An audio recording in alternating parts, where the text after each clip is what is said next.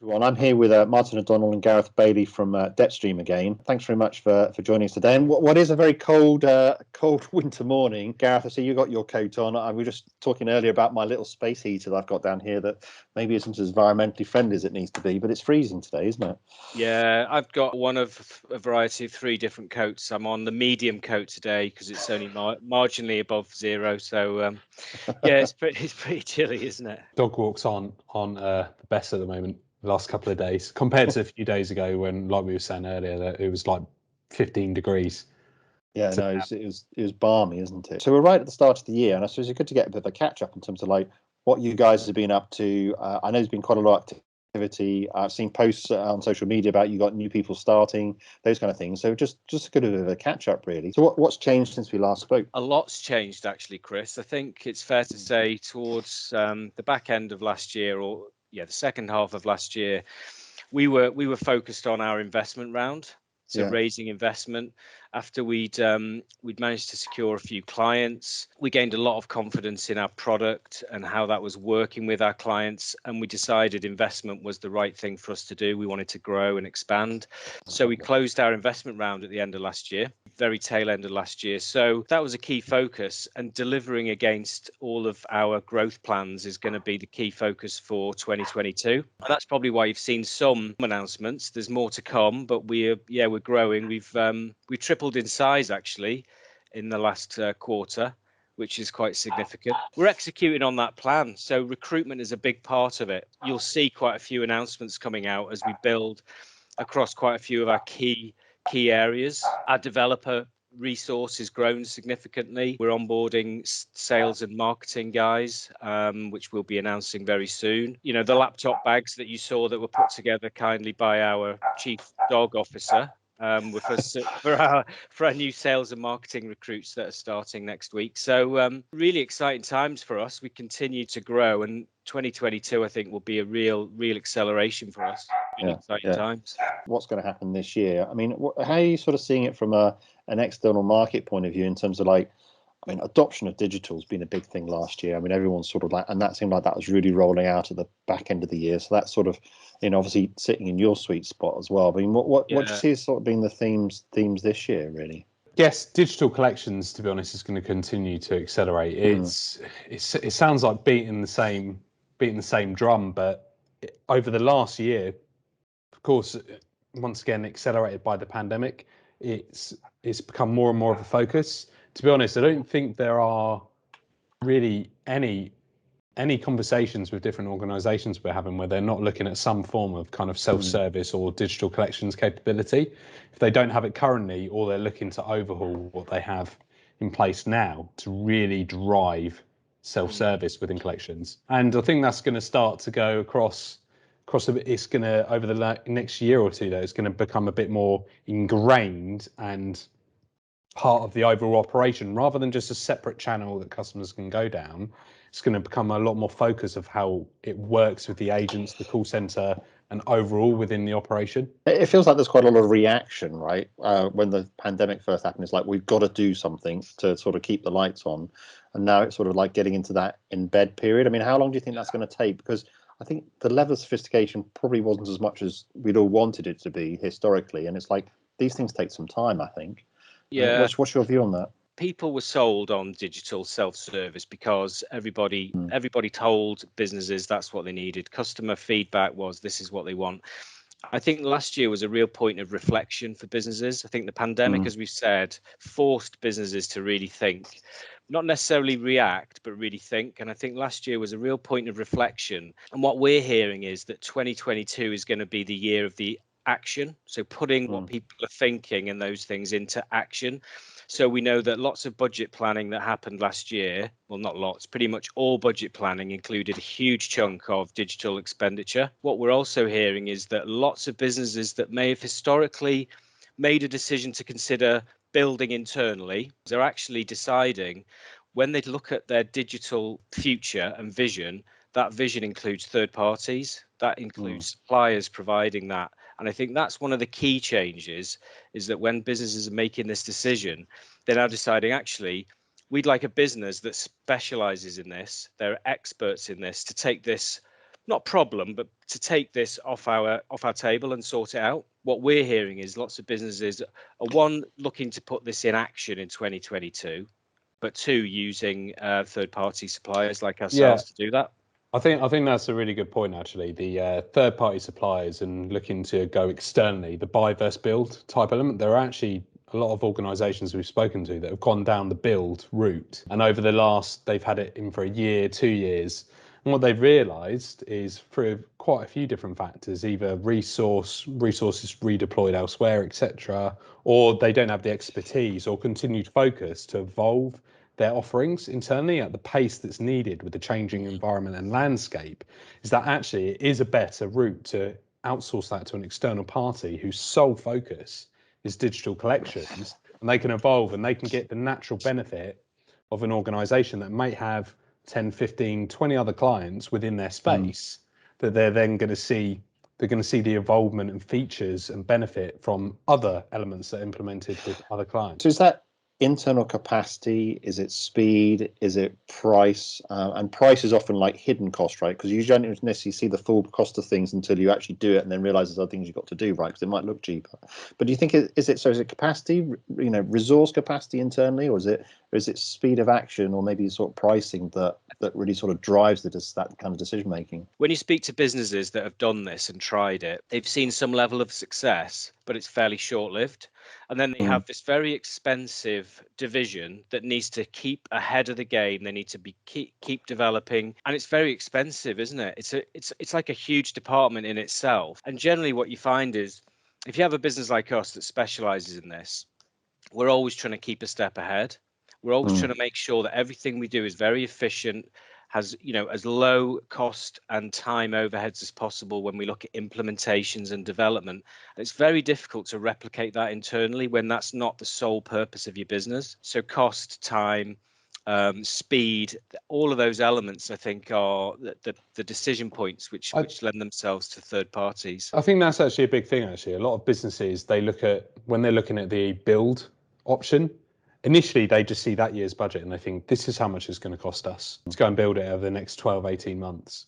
But then what organizations we've spoken to, what they soon realize is actually the ongoing cost to maintain, support the platforms they've built internally and evolve it and keep pace with the changes in the market. So there's a lot of cost.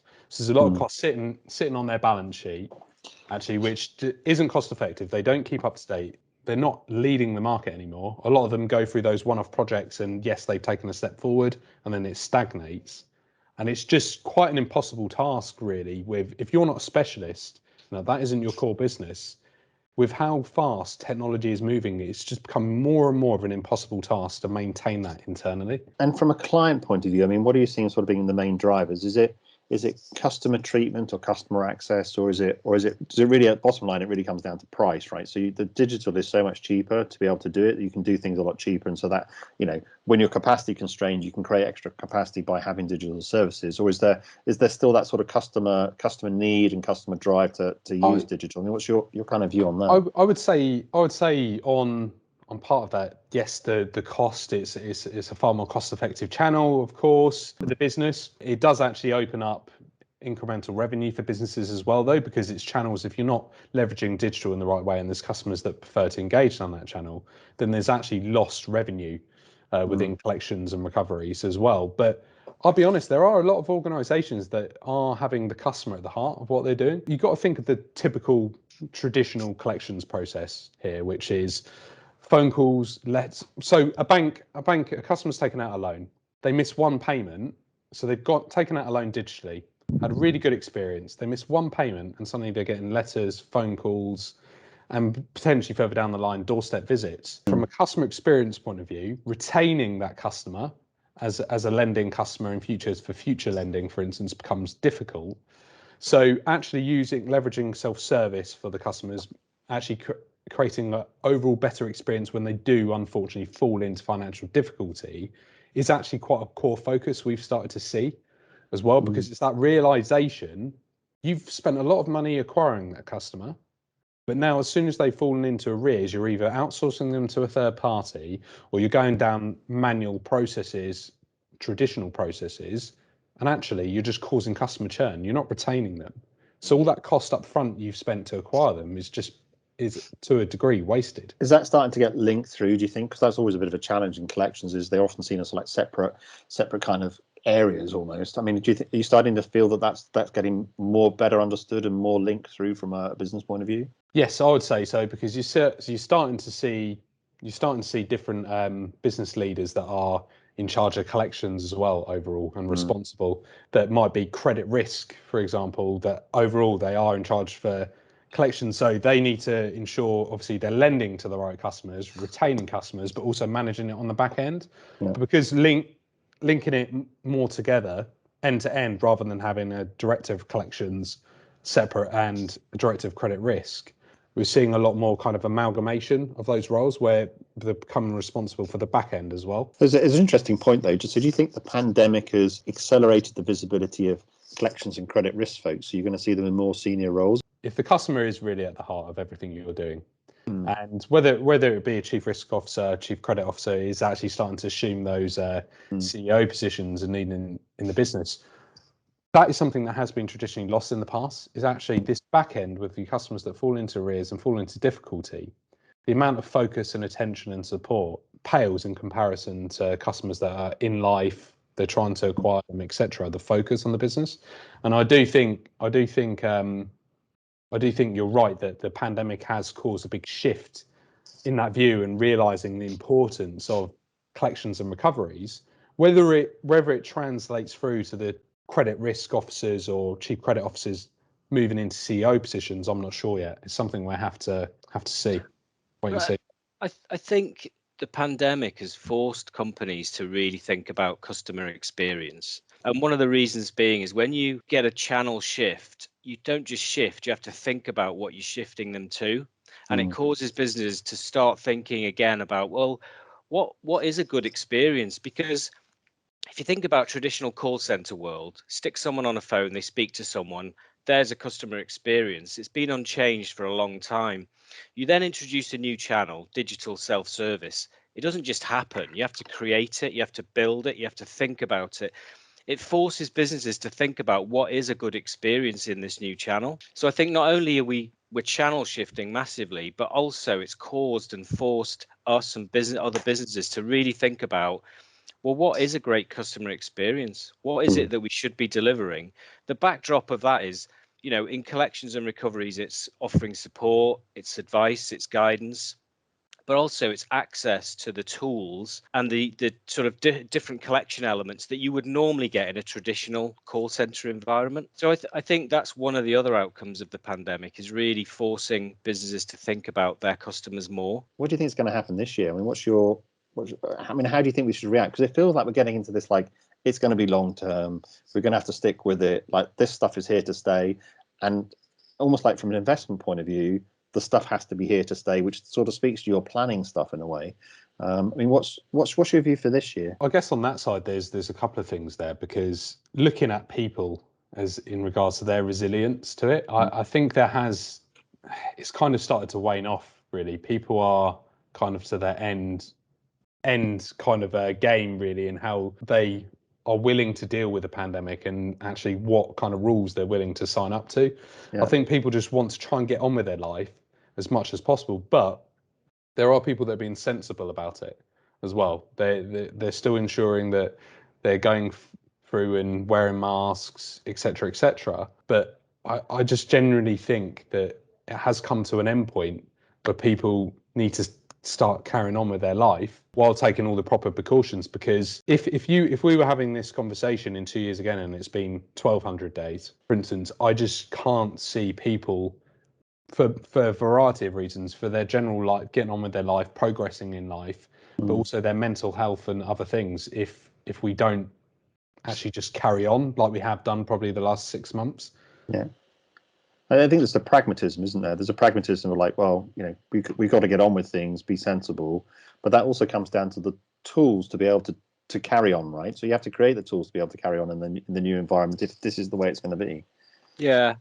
I think there's a lot of businesses that have started up in the last couple of years. Businesses that have started up because of problems and pain points that have been generated by the pandemic that they've now been able to solve. There's a business that started just before the pandemic, Hopin, which is like live events and everything. It takes it a step further than Zoom, and they've absolutely nailed it. Their growth and acceleration over the last 2 years has been amazing, to be honest, of where they are as a business. But it's because without the pandemic, to be honest, I don't think they would have grown, because they started just before pandemic in the way that they have. But it's created that kind of perfect storm and pain point for some of these businesses to kind of accelerate and come out of the woodwork. It might have taken 5, 7, 9 years for them to be where they are today without it.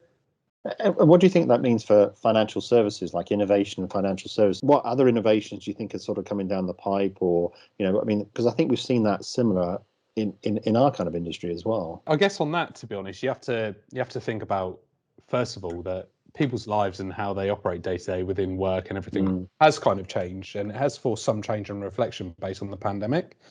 So because of that, it is going to create potentially new needs. For instance, financial services over the last few years have, even before the pandemic, have gone under a really big shift, right from digital banking to other areas of people's lives around money management and all these other aspects.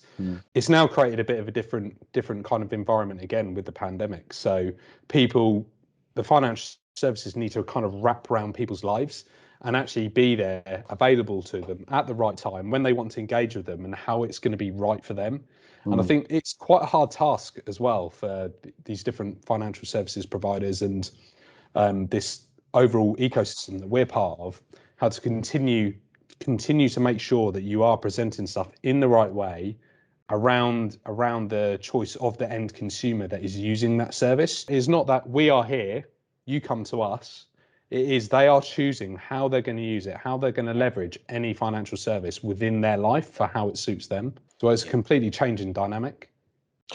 And what about volumes? I mean, there's a lot. We were all predicting sort of doom and gloom 600 days ago around what's going to happen from a collections point of view and arrears levels and those kind of things, and it really didn't transpire. We just got through the year end. January usually typically is a high volume month anyway. Do you think that's going to flow through this year, or things have changed and people have just found other things to do, and so they're just earning money elsewhere? Do you think we've still got to be prepared for potentially more volume coming through? I think there's definitely a lag. I don't know whether it'll be as bad as we all thought, but I think there's definitely a lag, and we'll see whether it's a bubble or this growth of people struggling. But I think obviously with the furlough schemes ending, but people are probably still making ends meet. But is it sustainable long term? Businesses, we know there's lots of businesses that are closing. Whilst there's lots of opportunity and new business opening, we are seeing lots of businesses closing, which again is obviously going to create unemployment. That will, knock on. That will see people falling into arrears, etc. It's very difficult to say. Underlying, you've got things like inflation, interest rates going up. There is other factors. Brexit, no one's really talked about Brexit. It's all been about the pandemic. But will these elements actually have knock-on impacts that sort of phase up in the background and don't feel like this big bang of this big wave of debt, but it does grow naturally in the background? I think it's very difficult to say. I don't think anyone's got the answers. I think it will still grow. I do think it is hard to say, because, for instance, as well as obviously, like Gareth said, the furlough schemes and everything has ended, and obviously there are companies that are winding up and unfortunately closing. But last year in 2021, I think like venture capital within the UK was over double what it was the previous year. I don't know if it was 100 billion or whatever it was that was invested into different businesses around the UK. So there's a lot of jobs being created there as well at the same time. And to be honest, I think a lot of lenders and other businesses that are dealing with consumers actually have learned a lot over the last 2 years, how to treat and support customers within collections. They might not be having they have all the right technology and everything in place yet, but they have learned a lot around their processes and things they can put in place and how they can support consumers. So it's whether that is actually taking more of an effect than we thought it would, and has started to kind of ease or spread out some of that pressure of customers that are in arrears. So what do you think are good key indicators to look at then, in order to almost like monitor the situation? I mean, you obviously got inflation that's out there. I mean, I think inflation and interest rates are a common thing. Unemployment, which actually, I mean, there's a lot of job openings at the moment. I mean, but are there other things key indicators we got to look out for that could be indicative? You've got household debt, haven't you? You've got average spending. You've got utilization of people's credit limits, credit card spending as opposed to direct from bank spending. I think we saw November, December, the highest levels of credit card spending since July 2020, something like that. So they're kind of disguised elements. The things that look okay at face value, but these are indicators of people spending money they don't technically have, I suppose. And we've seen historically that does bleed through. How it bleeds through, I don't know. You've got the buy now, pay later bubble as well. We're seeing, can't remember the numbers, but I think the spend through BNPL was like doubled in the last quarter last year. I think there's still questions over what will that mean long term? How will that, actually translate? But yeah, I think there's lots of different ways and measures and factors, I think. And I guess there's the utilities market, right? Everything that's gone on in the last few months of the year in the utilities market, that is still an issue at the moment as well. So we don't know what pressure that's going to put on households with utility spending, utility bills as well. I think we haven't seen the end of that yet as well.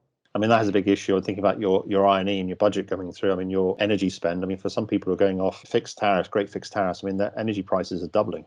Right, which if you're on limited income, I mean, that makes a big difference in terms of affordability, massive difference, right? That's why I'm wearing 3 different types of coat. I mean, it's ridiculous, isn't it? No, it's definitely, jokes aside, it is serious. But yeah, like Martin said, I think we'll see that rumble on. Some people have definitely saved money by working remotely, right? So, and you definitely saw credit card spend sort of dip. Honestly, lending itself was lower during the pandemic, and maybe that's just sort of like just changing now, and maybe that's an indicator that maybe the cycle is going to go a little bit more back to the way it was, where we might see more arrears as it sort of flows through. And I think, I don't know if we mentioned it before, but I think the pandemic definitely like polarized. I mean, maybe not as extreme as one or the other, but you found people that found it extremely difficult, and whether they were, losing money or on furlough, they had a significant drop in their income, found it very difficult. You also had people, and we spoke to lots of people that have never had so much disposable income. They were, whether it's reduction in travel, whatever it may be, but they found themselves financially in a better position than they'd ever been in. So I think it really did sort of polarize the population. It kind of caused a bigger gap potentially, Gareth, didn't it, as well? Because I guess it was that real stark contrast. There wasn't as much middle ground from the conversations we've had. There were people that were really struggling, or there were people that were actually, like you said, had quite a big increase in disposable income due to changes in work environment. I mean, remote working was a big theme, and that's almost like been a bit like a polarizing kind of argument as well between, definitely there was people who wanted to be people back in the office versus those that those people who are just quite happy working remotely, and that feels like that was a head kind of coming together a little bit. I mean, you guys are obviously quite remote, so I imagine it's sort of more on the remote side. Do you see that sort of changing? And again, we all see people working remotely again at the start of this year. So I know one thing that has happened over the last 6 months or over the whole of last year is for a lot of conversations I've had with either people I've known directly or just employers out in the market as well. Actually, there's a lot of people that are requesting or not even entertaining different jobs if they don't have remote or flexible work. So it really has massively changed the mindset. And to be honest, it is an employees market out there at the moment. It's an employees market out there at the moment, and the fact that they can turn around and say, on my terms, I want to be able to go 2 days into the office and 3 days from home. There's a lot of companies that are going to struggle, actually, I think, to recruit the right talent if they're not putting those flexible work processes in place. It doesn't work for every industry, right? Because manufacturing, for example, you need to be on site, for example, in the manufacturing plant, but it is something actually I think you will lose out as a business on talent if you're not willing to look at flexible working practices. What about global talent? Because definitely, remote working gives you access to have conversations, at least at a minimum, with people in other markets, or even get work done in other markets, right, as well. How much of that is a theme, do you think, that sort of really bled through? I mean, I saw a study the other day consultancy study, and it was just talking about from digital workforce. I mean, the fact that they wanted to work much more sort of remotely, and I just wonder if that we talk about it, but if that's just a bit of the tip of the iceberg of a new trend coming through around us all doing a lot more remotely and internationally as well. And stuff's been set up for working internationally as well. Different like SaaS providers are there to enable different companies to take advantage of different employees from different, not just different regions in the country, but like you say, internationally. Us ourselves, we are going down that path. It does give you an even further breadth of talent pool. There is people, for instance, that we're dealing with across like Eastern Europe and all that side that have supported around DevOps practices and all these things, and extremely talented people as well. And if we didn't have this setup that we do today, we would not have those conversations, and we wouldn't get advantage to speak to those people. It just creates more opportunity for you as a business to get the right people in for the roles that you want in place for what we're trying to achieve over the next year. What's your approach going to be in terms of, I mean, because there is something missing versus meeting face to face, and I think we all felt that at the end of last year when we could actually do it a little bit, right? And it was great, right? It was like drinking from the fire hose in terms of the information and getting on with people and having a laugh. But you still want to create that, and remotely, it's difficult with remote workers in terms of creating that sort of same company culture, kind of environment, those kind of things. I mean, what are your thoughts around that as we move forward? Because they're going to be, let's say, in Eastern Europe and other markets around the world, you still want to try and create that cohesive kind of company culture. Definitely. I think obviously you've got remote working, which is, say, within the UK, and it's still not practical to be in an office together. But we're going to do things like have lots of off-site meetings where we do make sure we have time where we all come together. You can create that sort of team bond, etc. But using technology, so using Teams type platforms where they could be sitting all over the world, but actually we're all kind of connected. So you don't have to book in 3:00 on Friday for a call. You just blip someone a message, call them. It feels very much like you're in an office. You're just in two separate rooms. I think things like that, it sounds very simple, but they make a huge difference to feeling part of that kind of office environment, whether it's this kind of, take a few minutes to just talk about something that's not work, and you can do that quickly and easily without, booking a meeting to talk about the weekend doesn't feel right. Well, you can do that when you're using these type of platforms. So we're embracing that, and we want to make sure we create that office feel culture, but clearly we're not going to open offices at the moment. And we have like weekly check-ins with the whole team together, and it's not about talking work or shop or anything like that. It's literally just to have that open conversation and everyone getting together and just having a bit of a laugh. And I think this is another thing that the pandemic has created and a change on the mindset. And there is some providers that have kind of enabled you to do different things. I know there's like virtual murder mystery, for instance, elements and stuff like that you can do with the teams, and it just creates, even though remote, it creates different activities that you can do to try and bring that culture, bring the team together, and kind of get people to know each other, even though they're not physically in the same room. I mean, it's almost like the accountant in me. Everything needs to add value, right? So everything needs to add value, and the pandemic kind of shows you that some of the subtle things that really add value are quite hard to quantify, right? In terms of like the face-to-face stuff. And I know we're working hard to try and replace some of those. So like, it's in America they'd say it's the water cooler chat, but it's all the banter or sort of the joking around. And it is important, right? And I think we sort of felt that we missed it, right? And you could see it when people got back together again. I kind of felt. One of the things we did, as you know, Chris, early in the pandemic was our virtual coffee breaks. For instance, that we started doing that we were doing it weekly at one point, and then bi-weekly and then monthly, but those themselves actually created for a lot of industry people within collections and recoveries to have that kind of space where, yes, there was some conversation about what's going on in the industry, but there was a lot of banter and fun and other things. We talked about our chief dog officer earlier creating the laptops for the new recruits, but we had like bring your pets to work day virtual coffee, for example, and someone brought a parrot along.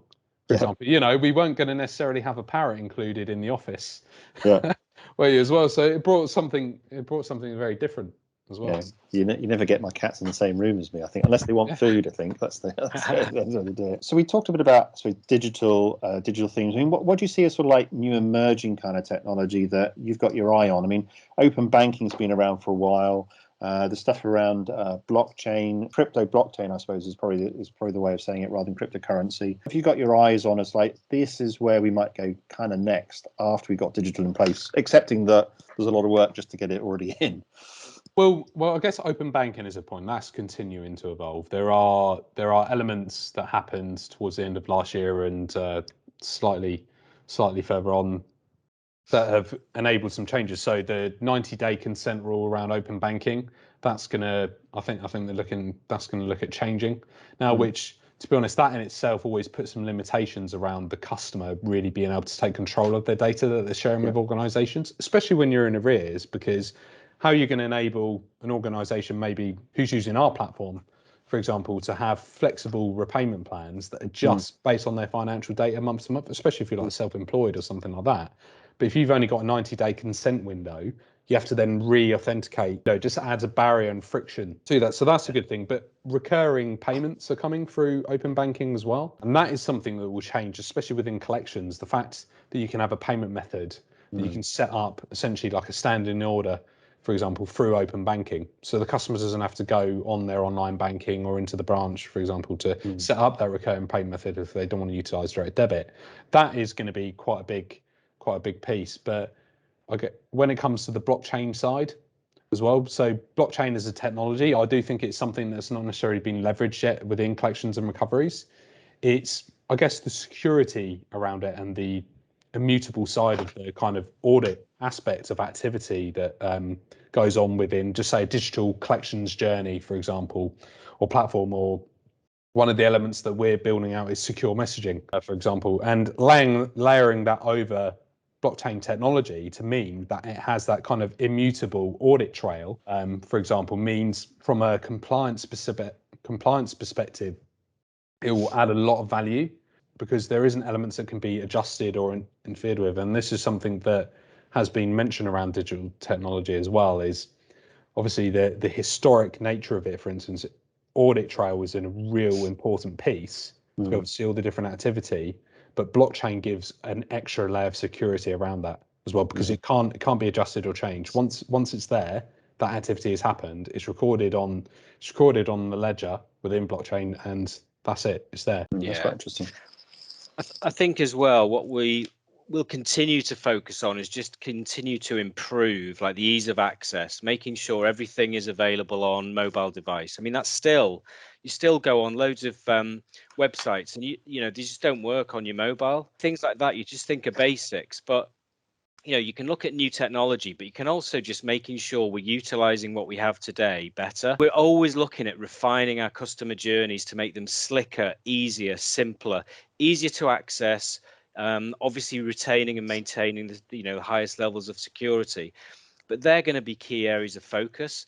But also within that, so making lovely journeys that are really easy to use, but making them tailored, combining digital experience, but with data and intelligence. That's kind of the next step. It's a step that people are taking, but I think that needs to be a key focus. So how do you make something tailored and bespoke that is there is no human?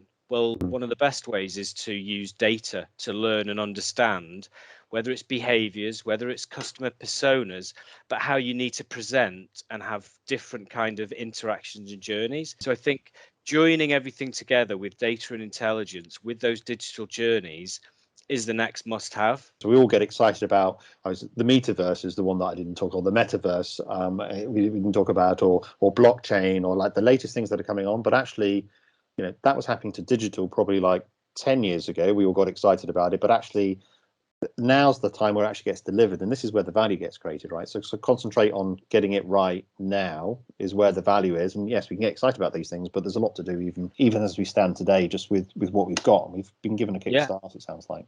Yeah, and setting yourself up for success and improvement is really important. So we don't know how we need to adjust our customer journeys and our ways of engaging for 18 months down the line. What we can do though is make sure we're capturing and retaining the right pieces of data so that we can learn and understand how customers interact, what works and what doesn't, so we can constantly evolve.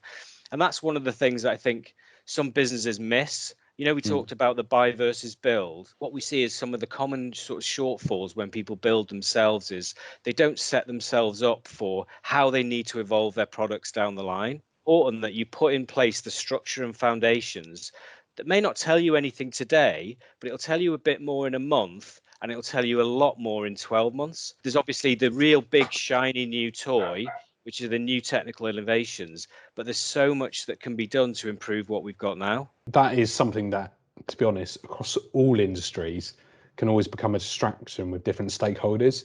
There's a new technology, how do we leverage it, how do we use it, rather than is it solving a problem that we're trying to do. So focusing on what you know is solving problems and making sure it's as slick as possible, is adding as much value as possible to your business. To be honest, it's actually going to add I don't like to always use this word, but the quick wins, for example, that you can add to your business and add a lot of value in the short term, rather than trying to implement new technology that, like the metaverse, for example, is that going to add value in the next 5 to 10, 5, 7, 8, 9, 10 years to collections and recoveries? Probably not. You think of the interface and what it's going to be used for, but there are a lot of technologies out there that can add a lot of value, that are there, that have been out for a few years, and they just need to be embedded better within businesses. Yeah, and that's where you extract the value. Yeah. Well, Gareth and Martin, thanks very much for catching up. It's fantastic. Great to hear all the developments that have happened. It sounds like you're on a terrific growth curve, and with an exciting, just what's going to be an exciting year as well. So thanks very much. Great to chat with you, and I really appreciate the catch up.